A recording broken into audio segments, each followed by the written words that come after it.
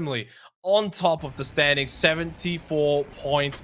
No one really going to be able to close the gap with them, but ExoClan, Golden Sage, and Chicken Sandwich all very close around that 40-point mark. Genome all battling for second. All battling for second. There's so many coming up against that, trying to bash their head against that wall that sort of day-wise set up there at the top in first place. Feel like it's going to remain unbroken, but yeah, we'll see. We'll see. Oh man, I've been checking out the @GG Longshot Twitter in the break, Xenox. If you guys are out there, please go give us a follow and follow along there. You can see all the the highlights, the best plays of the day, some interesting stats, some of them that we don't even get time to throw up on the main broadcast. I've just seen one with Killerpos, and I think we need some praise emojis in the chat here, Xenox, because that's the pose he's got going on. Love it from Killerpose. Of course, one of the players who went across and did so well at LAN, and is definitely making a case that he should be there again.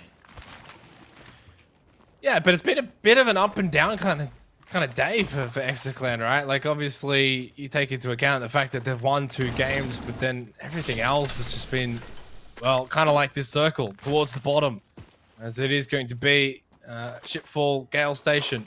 So, look, second place at the moment. Obviously, they've had some wins. The kills are pretty evenly spread. We kind of look at the lobby here for Group A versus B, and it's 21 kills, 26, 21, 16, 17. Really from second down to 6th, which is Northside Esports sitting in 6th at the moment. So, it's actually been probably a little bit more of an even lobby, as Shady will catch Sutu Tap here from GQ. Bit of an early fight here, which goes the way of the Boogie Borders. Nice catch, but still 2 players left to go if they want to get this done. GQ actually say, all right, we're going to get right out, and this is where the Dome of Protection comes into play. Gibraltar pops his bubble down on the Trident, and all of a sudden they've got an impenetrable little rotating pool. They go all the way out to the side of the map. Don't have the banner of Sutu Tap, and sadly, they don't have their crypto player to help them get that either. And I guess it's going to be kind of hard for the Boogie Boarders to chase that one down, so they'll just have to be happy with the 1 kill for the moment. Now, I think we got some vision of the ring there before we, sort of popped into that fight, Xenox. Yeah, we did. Guess what? Getting a fun one. It's going all the way down past Shipfall. Yep. As I said, it's as south as we can basically go. Yeah. And obviously a couple of teams already around there. Good Riddance being one of them. Obviously Team Mop. Early rotation coming out of Emmanuel. But more importantly, they were united down there too. So they probably don't need too many points. Maybe honestly just like 5 or 6 points to 100% all but secure that top spot. Not even, probably honestly 2 or 3 will just about do it. But they won't want to leave any kind of opportunity for the likes of ExoClan to go and have a humongous kind of game. Obviously, ExoClan actually find themselves in that position as well now, too. Yeah, all the way down the bottom, right. Desmo Joe once said on the album Black Fingernails, Red Wine, straight down, Xenox, straight down.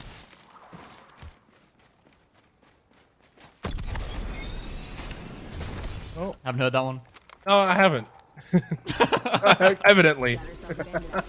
I was going to say, though, Voiced Esports and Boogie Waters have kind of been going just straight down a little bit off the back of that last game. What was it, like, I think 6th and 7th or 7th and 8th now for these two that are, both basically in contention for top 4 spot. They can't afford to have such a big gap, so kind of eyes on them a little bit too, if they can close the gap with those directly above them in this final game. These spots on the top of the actual ship itself can be pretty good. They are a little bit susceptible to Valkyries, I'll say that. There's a lot of sort of nooks and crannies you can hide out. Where it's a little bit hard to, stop people from landing near or on top of you, necessarily. It's a bit different to, say, playing, like, the top of a building.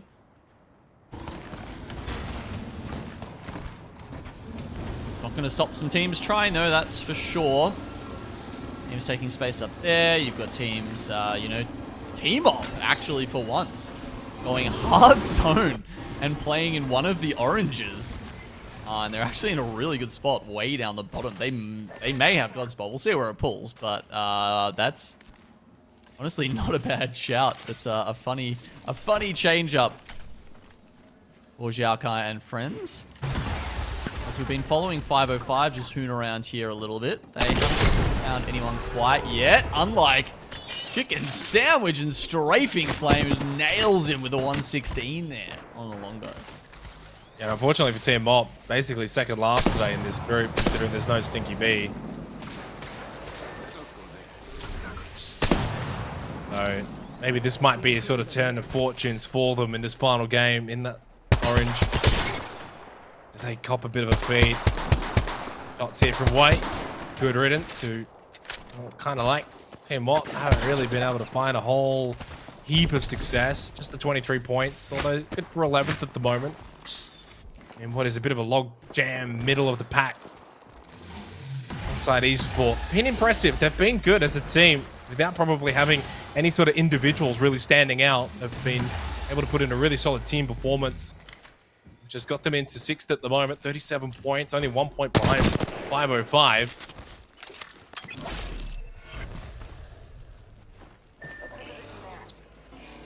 MDY kind of hoping someone's going to try and make their way through from Gale's station, but unfortunately they're a little bit late with that.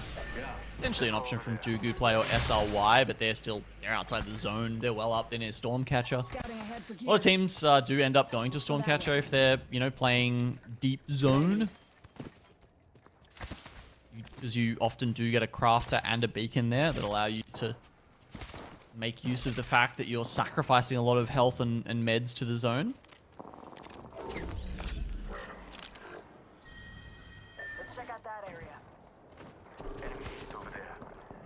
Just early on.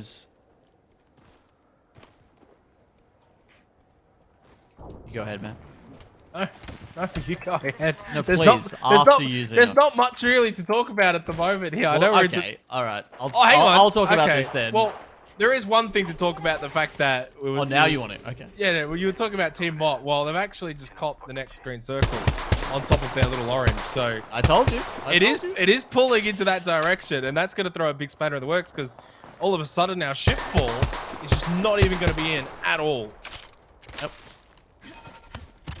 Yeah, I mean, the fact that it wasn't the building that 505 is in, that we're looking at right now, not in the zone, that was kind of the hint, right? And that's why I said 505 are in such a fantastic spot over that other side. So it's just going to be fascinating to see if they'll actually be able to hold their nerve. Can they play like this? Have they ever even tried it before? Who knows?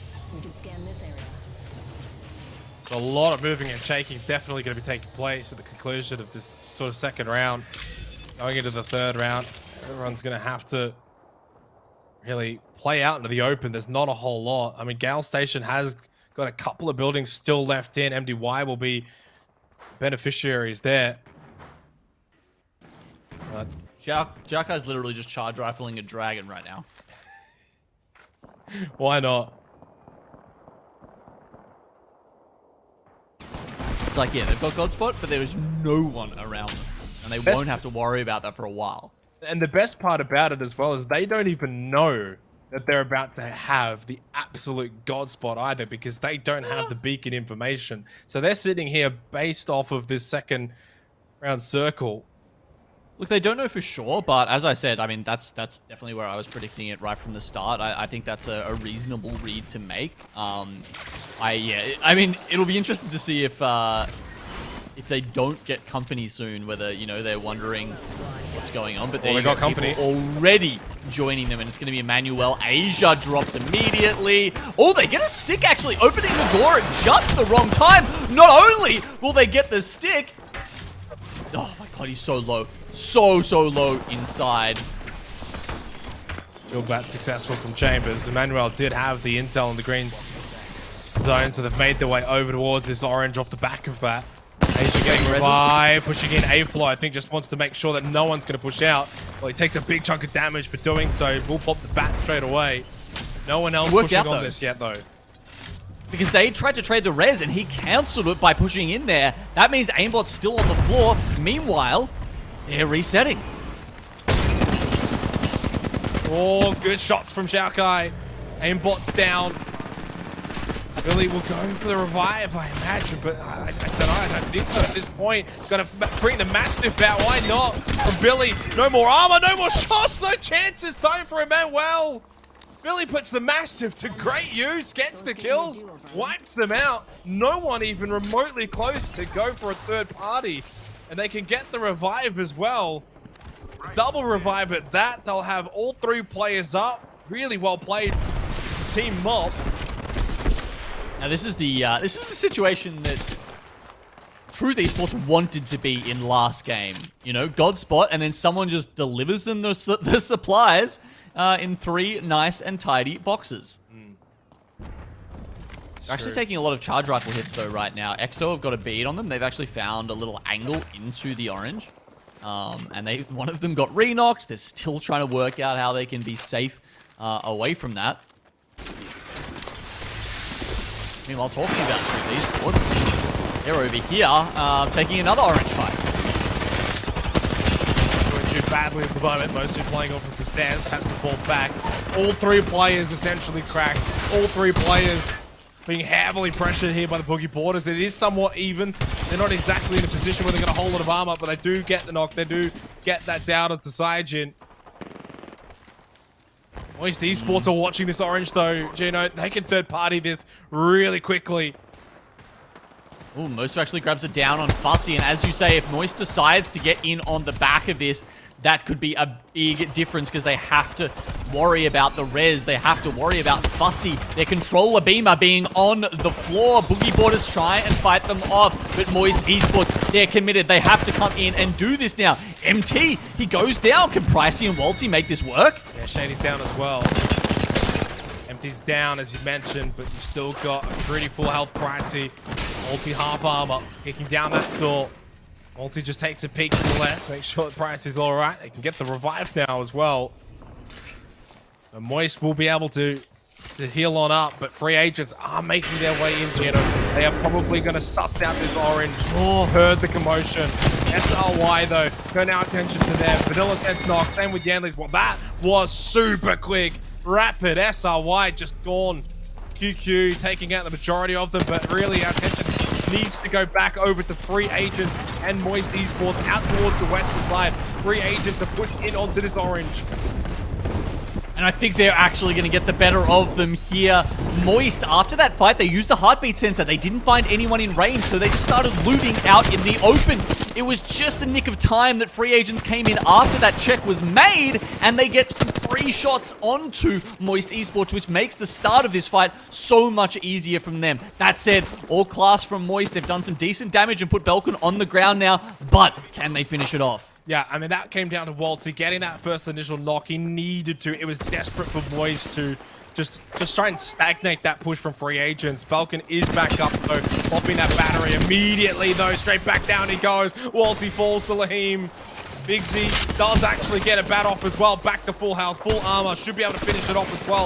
Inside of the smoke with Mastiff. Surely doesn't mess this one up. Surely Pricey doesn't win it from here. Lahim is flashed, so is Big Z. Both so low. The zone's pushing in as well. I mean, it's basically mutual destruction between the two teams. And it's somehow Balkan of all manages to get back up and finish this one off.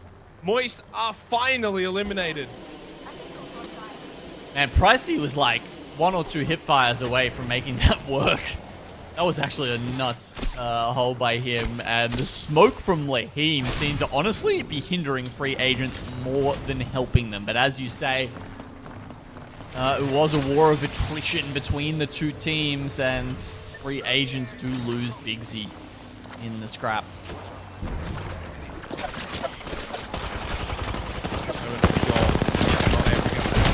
Make a difference for them anyway.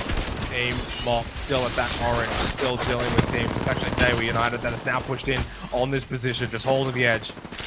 Holding the outskirts here of this orange, trying to see if they can get some damage in. Daewoo United's first spot, well and truly going to be locked up, so not really any sort of stress for them. They don't really need a whole lot from this game, if anything at all. ExoClan in and around this vicinity, no kills for them just yet. Thermite goes out. Well, oh jeez, 505 had just gone in the blink of an eye. They don't survive for very long. Yeah, that pylon did not come up in time. The arc star from Jarrow did way too much damage, and it was a pretty easy cleanup in the end for Good Riddance, who have got 4 kills this game. Oh, bit of a silhouette there from Jaipe, just standing on the edge. Very free kill for Casa. Gets that knockdown for MDY. The north side, you still got the duo of free agents, though, around them, just to the south of them, in Lahim and Balkan. Who are pushing actually further in towards ExoClan, who have gotten themselves a bit of a high ground position, looking in towards Good Riddance. They're just kind of stuck now out in the water. You push forward, you're out in the open, trying to shoot, can't really push in behind Daiwa United. Oh, Team Mop have just pushed out. They've mopped up Daiwa United. They've done enough to secure themselves first place at all 25 points from this lobby today. But really, as the day did go on, they did start to wane a little bit, especially in the last 2 games, but they had done all of the work earlier, Gino. Well, that's Exo being traced in the sky by free agents, and the fact that they're alive and not many of their rivals, in fact, I don't think any of their rivals are right now, Xenox, means they are probably looking to grab a second place here as well. But let's see who gets first place in this final game now with 5 squads left alive. Teams, as happens in these kind of situations, will start taking every level of the orange. We'll see teams on top, below, and inside, but it's Good Riddance. Just trying to make this happen above. Oh no, the pylon gets destroyed. That's not good. Especially when free agents are coming on the top, on the back of them. It was the Skyward Dive from ExoClan that got them into the top floor of that orange, which is still occupied though on the bottom floor by Team Mob. On the outside though, Lahim, so low, still alive somehow. Balkan seeing what he can find inside of the smoke, gets a bit of damage. No utility remaining, but still has 2 shield batteries. Good Riddance. They get a double pop onto Jarrow and Don. So they're basically full health, full armor. They pop on out. They'll get the kill. Free agent's gone. And they're still in a good position to push off of this. MDY from the north side, triple red, pushing into the orange. 2 teams in there though, Team Mob and ExoClan. Yeah, and ExoClan definitely looking the healthier of the 2 right now. Team Mob just barely holding on. You can see another down coming through from the RE45 there, and MDY with 3 sets of red armor coming to terrorize them from the north side of the zone. Good Riddance. The zone is actually pulled towards them to the south, so they don't necessarily need to push this, but they might want to look in and see if they can cause some trouble for the other 3 teams still alive. They could just position so that it's basically impossible for those inside of the orange or even on the other side of it in MDY to sort of push into this. Good Riddance should be winning from here. Surely they win from here. ExoClan still with 3 alive. Do they get a moment of respite though to heal on up? Medkits are going to go out. They are going to armor up. MDY looking to push into the orange. This is probably the time though where Good Riddance need to third party this while they can. Killer Paws gets knocked. Skewling will be the one from MDY to do the work there. They've still got the 3 players. This is though where Good Riddance need to third party while they can. If MDY wipe out ExoClan, it could be a clean 3v3 to then finish it off. Good Riddance are finally getting involved. Shots on the bottom floor of the orange. They are starting to land some shots onto MDY. Good Riddance back and forth, just trying to mess with these other 2 teams who are locked in. A struggle to the death, MDY and Exo. They're going to pop out now, see what kind of damage they can do. Exo seems to get the first jump. Seer ultimates have to be used to give them that information. They're not going to have any longer to make use of that utility, so it's now or never. Going through some of the boxes, seeing if perhaps they can just grab one last shield battery. You know, maybe a shotgun here we see picked up for Killer Paws. Great, obviously, in these last moments when the zone closes in, but really it's Good Riddance setting up. They've got fences, they've got angles.